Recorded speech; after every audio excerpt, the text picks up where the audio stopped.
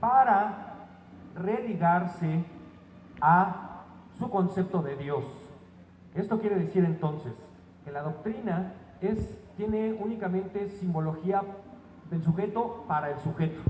La liturgia contiene simbología del sujeto para con la comunidad, pero las normas de conducta, cuando se cumplen, tienen una significación de relación entre el sujeto que las cumple y el Dios en el que cree.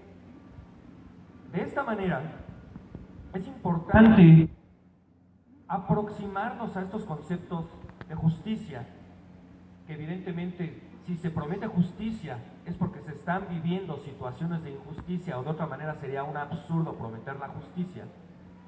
Entender qué es lo que están prometiendo cuando se habla del más allá.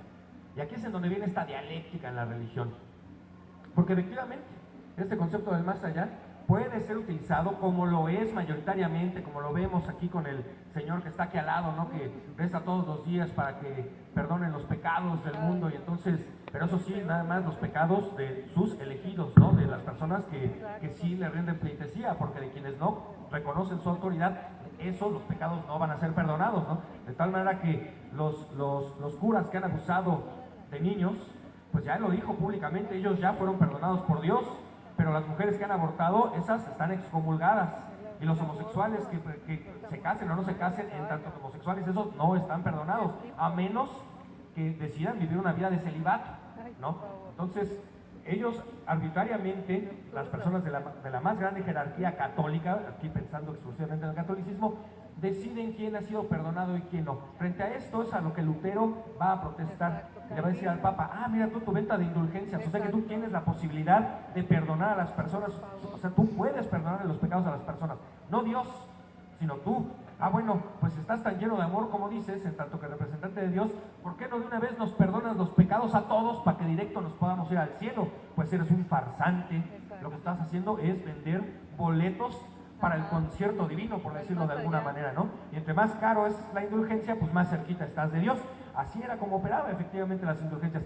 Con estas indulgencias, con el monto de las indulgencias, que por cierto se dejaron de vender por allí en 1950, después del Concilio Vaticano II, o sea, imagínense, ¿no? Se construyó la Basílica de San Pedro, o sea, la del Vaticano, ¿no? Y por supuesto, se renovó el Castillo de Castel Gandolfo y toda la arquitectura vaticana se hizo con la venta de indulgencias. Fue un gran negocio, tanto que pues apenas tiene 50 años que cancelaron el negocio. Pero no únicamente eso, aquí viene el asunto. La religión no es únicamente perversa, la religión no es únicamente pervertida, y las concepciones de justicia no tienen que ver únicamente, o no deben de ser, religiosamente hablando, interpretadas únicamente como cuestiones metafísicas. La distinción fundamental entre el Mesías judío y el Mesías cristiano son las siguientes características.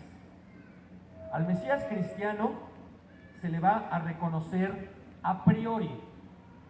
Esto quiere decir, hay un pasaje en la Biblia en donde Yeshua ben Yosef, que es el nombre histórico de Jesús, le pregunta a Pedro, ¿no? Todavía no se llamaba Pedro en ese momento, todavía se llamaba Simón, ¿no? A ver, Simón, ¿quién dices tú que soy yo? Y él responde, tú eres el que estábamos esperando. Y ahí es cuando le dicen, ok, entonces sobre de ti voy a edificar mi iglesia y tú vas a ser la primera piedra, y le cambia el nombre.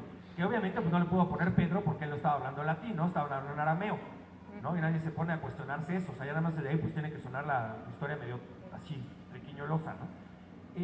Pero el asunto es que es a priori porque al Mesías se le reconoce desde que se le ve. Todavía no ha llevado a cabo tantos milagros y sin embargo Pedro ya lo reconoce como el Mesías que estaba él esperando. Segundo, el Mesías cristiano te promete una salvación post-mortem precisamente, y por lo tanto metafísica. Tienes que desprenderte de la materialidad para pasar a una dimensión espiritual en donde serás salvado, y eso es post-mortem. Pero esa salvación tú la has obtenido aquí a priori a partir de tu fe. Y tercero, esa salvación es personal. Cada cristiano se rasca con sus propias uñas y cada cristiano se irá al cielo o al infierno dependiendo de su fe y de los actos de reconocimiento de la autoridad eclesiástica y las normas que esta autoridad eclesiástica le dice debe cumplir. El Mesías judío es diferente. El Mesías judío se le va a reconocer únicamente de manera a posteriori, porque la salvación judía no es una salvación post-mortem, sino una salvación material aquí en este planeta. El concepto es mishpat. Esto quiere decir, mishpat está íntimamente relacionado con la justicia y es un orden de las cosas tal que le permite a las identidades de manera universal realizarse, realizar su existencia, realizar su identidad. Eso es la mishpat. De tal manera que el Mesías viene a realizar mishpat, pero el mishpat no se puede realizar allá cuando ya estás muerto, pues allá ya no tienes ni identidad. Se tiene que realizar aquí. Y además, como tiene que ver con cuestiones de realización de la identidad, resulta que la identidad no es una identidad individual. Ninguno de nosotros tiene una identidad individual. La identidad siempre tiene una relación con la comunidad. De tal manera que la salvación para los judíos solo es comunitaria o no es salvación. Esto es importantísimo porque nos permite darnos cuenta de que la religión, así como se nos presenta hoy en día, es una religión pervertida. Es una religión pervertida porque promueve efectivamente la sumisión. Si la religión hubiera sido interpretada como la decían los profetas en aquellos tiempos, el profeta no viene a hablarte de lo que va a hacer, no viene a decirte el futuro. El profeta viene a decirte lo que debe de ser. De tal manera que la salvación no es extraespacial, sino extratemporal. No está aquí, en el ahora, pero tiene que estar aquí en algún momento. ¿Cómo vamos a lograr esa salvación? Pues depende si consideramos que a través de nuestras conductas, esto quiere decir de la transformación de la realidad, vamos a lograr apresurar la llegada del Mesías. Dije que el Mesías era a posteriori. ¿Qué quiere decir eso? Que algún día nos levantamos, volteamos y decimos, ya no se desaparecen más personas ni en México